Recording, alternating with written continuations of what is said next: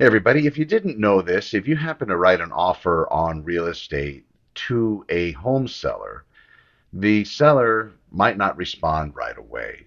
It's going to definitely depend on the market. But the question comes in, how does that process function and what are some different approaches? So I'll give you that today. I'm Connor with Honor. I've been selling houses out here in Santa Clarita Valley since 1998, and I would love to be your realtor when that time comes. Also, the way that this happens to work, I'll get into it now. The way that it happens to work is this. Whenever you write an offer on real estate, the offer gets transmitted from your agent, hopefully a complete package. That means everything's in there. It gets transmitted from your agent to the listing agent and the listing agent's assistant, transaction coordinator, other agent, wife, somebody else that's integral to their process, or just the agent themselves. They might be solo in the business, and that's fine. Once that is transmitted to that agent, then it's up to me as your agent to give that agent a call, not just, hey, text, but call and then text verification, call and then some kind of written verification, maybe an email, some kind of a text message that can be saved as part of this file that a good agent will be keeping to make sure everything's, the way it should be within a real estate transaction. So that being the case, once that's communicated back that yes, I've received your client's offer, then at that particular time I have verbal acceptance. I then say, when will you be responding to us? I'll give them the time frame that we've allowed, the 1 or 2 or 3 days, just depending on our strategy, because that does differ. That does differ from case to case. In addition to that, there are other thoughts to have by putting in that restriction, by giving a 3 day time frame or a 2 day time frame or even a few hour time frame. If this market is seller heavy, that means it's a seller's market, seller heavy market, meaning that there's probably very few listings, but a lot of buyer drive. So it's a supply and demand issue. If the market happens to be in that configuration, then we have to look at it from the vantage point of how that time frame is going to help or hurt. But even if we do try to enforce the time frame and the seller takes an additional day to respond but chooses our offer, are we really out all the way?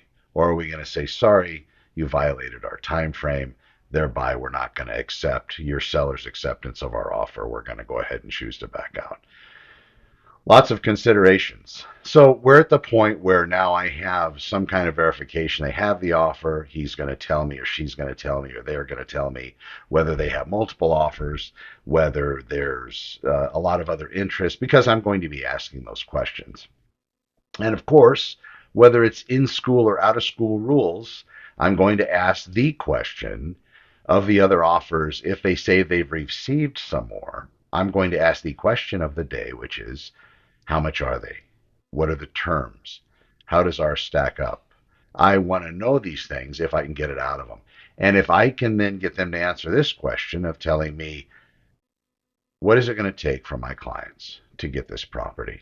To stop everything, all the nonsense, all the back and forth. Because in this case, I'm representing a buyer. If I'm representing a seller, the nonsense is in their best interest. But at this particular point, we have the buyer. So how do I seal this for my buyer? What do I need to inform them with regard to their offer to make this happen for them so they can be the owners of this house? What do I need to do? You'd be surprised how explanative the other agents are and how helpful. There's lots of guidance. It's just on how you approach it. That's why it's very important to have somebody that has done this before and done it well before. So now we're at the point where we have some kind of verification. Now we have a timeline. Now we know if there's other offers. Now we have maybe information from the other agent regarding other offers received. But let me throw this out there. We're not out there trusting everybody either. We're not running blind into the street, happy and frolicking, thinking that cars aren't going to run us over on a busy freeway. More than likely, everything's going to work out. But again, we're not going to go haphazard into this. So I'm informing my client about what they say. Is it possible they have multiple offers? Maybe. It just depends on the market, the case, the surroundings. Do I know the other agent? Do I know the reputation? Are they one to, say they caught the big one that got away or whatever it may be? Or are they upfront and personal and they'll give it to me like they should be giving it to me, i.e., the truth, so I can pass that on to my client? But I always preface everything I say as I relay it from anybody else in the business to my client. I also relay to them, please be wary. What I'm about to tell you came from somebody else. Now, if there are ways of verifying that what they're telling me is true, factual information, not opinion or not something that cannot be verified by saying, "Hey, can I see this? Can I look at this document? Can you show me the proof?" or whatever it may be. Most cases there is no showing. I suppose if somebody really wanted to push a multiple offer situation where agents were informing everybody they had multiple offers, trying to pit these imaginary offers against each other, more because there's a different response form. Instead of just responding via the regular counter offer, it's a multiple counter offer, indicating there's multiple offers. Uh, if somebody wanted to push the issue, they could have a showing of proof to verify their multiple offers. So there's a mechanism there to verify that. So that's usually not a game that's played when another agent tells you or responds in writing that there are multiple offers. When that's the case, then now we know a little bit more about the truth. Now we have to sit down and make a decision. What is the counter offer that we're going to receive? But again, if we receive one at all, that's the thing. It could be that the seller receives a few offers. One of them is just spectacular, and the seller chooses that offer. It's the seller's choice. It could be that the seller gets a whole bunch of great offers, and the seller sees three of them that are fantastic and says, you know what, I'm going to use these three to get me further in the negotiations with a better price, better terms, better financing, maybe better things for me as the seller. So that could be one of the response strategies on the counteroffer. So now we're to the part where the seller is going to respond to your offer, hopefully your offer, but the offers that were received. They might respond to everybody. They might cover everybody, respond to everybody in the same exact way. They might respond to each of the offers in a different way. So you can kind of see how complicated this chain can get, how long it can get, and how out of control it can get. So you need somebody to watch all these processes and explain everything like I do with my clients. So find somebody like that. Now, we're going to move from what they're going to write to what they may write.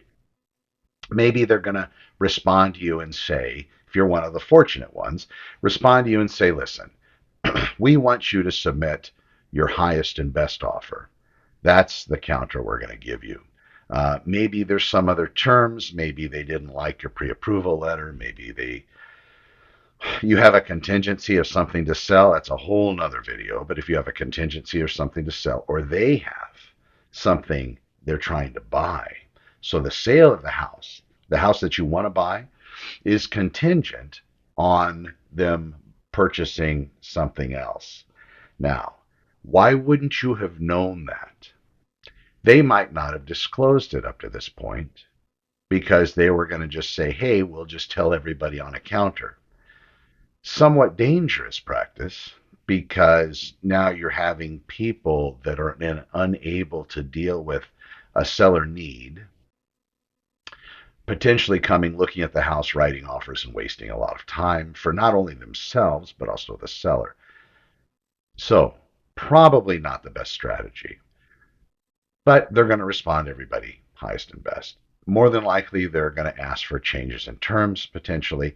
They're going to try to get everybody to compete against everybody else. So if that is your counter offer, and maybe there's other terms, maybe they're talking about you reducing your time frames. In real estate, contracts are all time based. So you have a certain amount of time to do a task.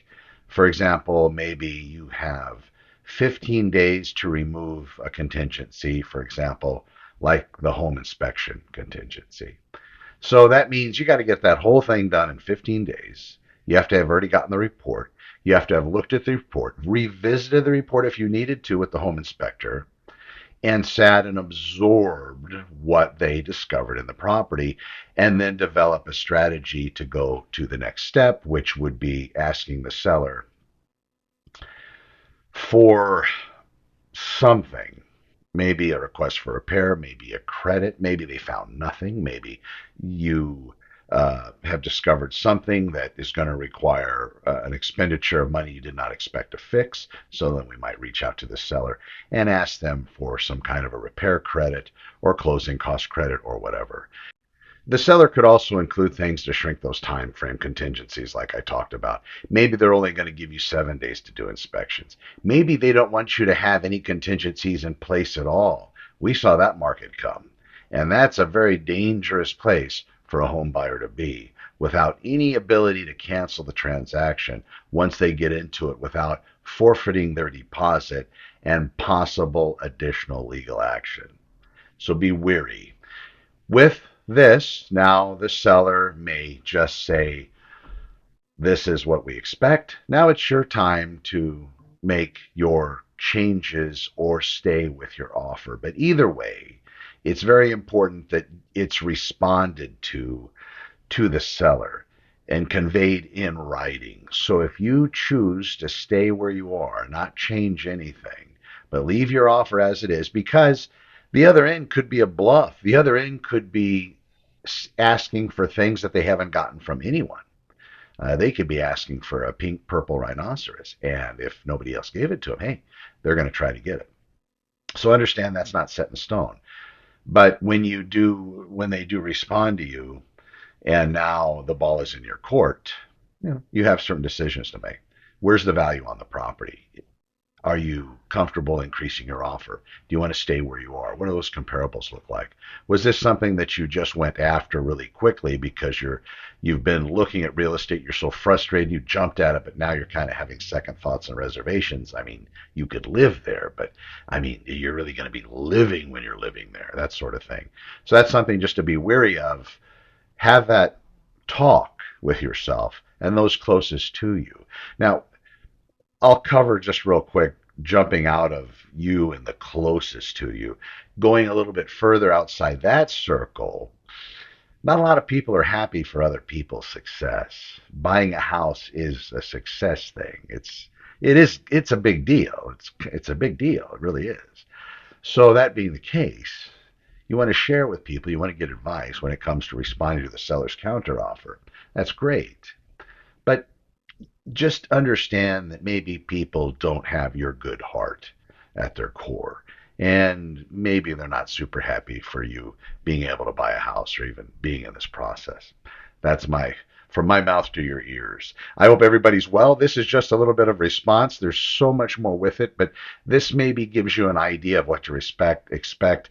There really is no verification coming back to you besides an agent saying that, yes, we received your offer, and your agent continuing following up with the seller's agent just to make sure that you're still in the running. They're doing their due diligence. They're following up. Hey, my buyers are still interested. I mean, not overdoing it. We don't want them to think that, this is the end all. So we do have a strategy in place. But, hey, my buyers are serious. This was a business dealing, not an emotional dealing.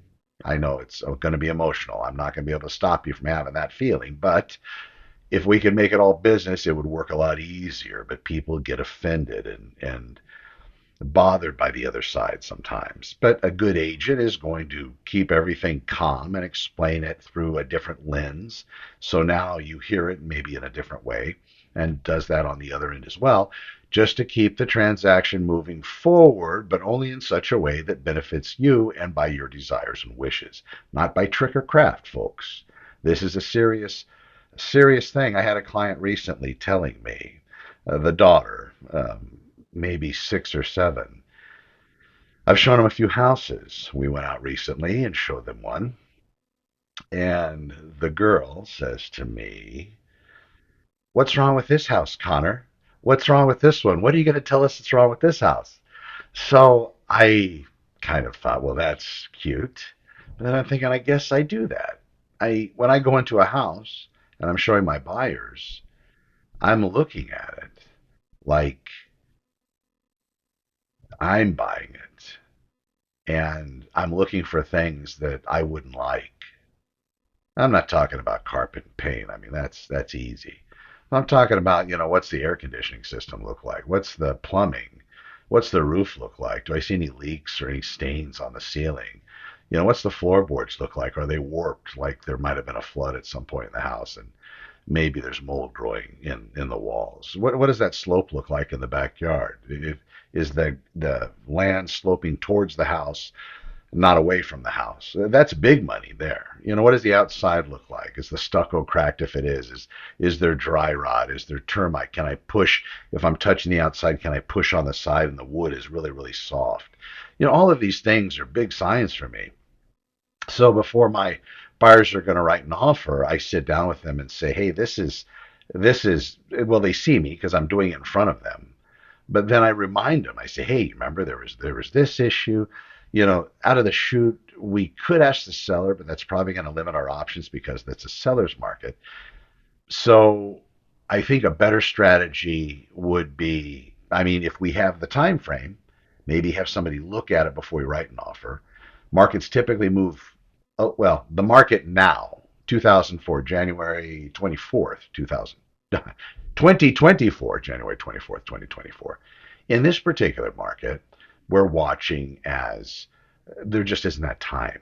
Now, we could ask the seller if they have any opinion about this, maybe before, but a lot of times there's not even time to respond to that. But anyway, looking at this, it's I guess I am that guy. So if you're looking to hire that guy, I'm here, Connor with Honor. Talk to you soon.